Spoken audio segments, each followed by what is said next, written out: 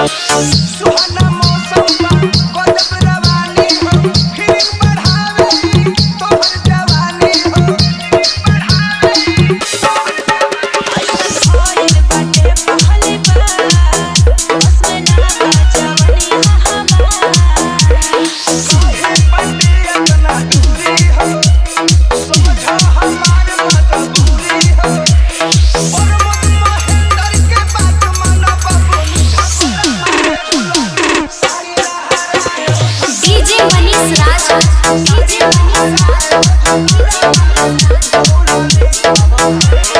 किसरुआ बलिया किसरुआ बलिया किसरुआ बलिया किसरुआ बलिया किसरुआ बलिया किसरुआ बलिया किसरुआ बलिया।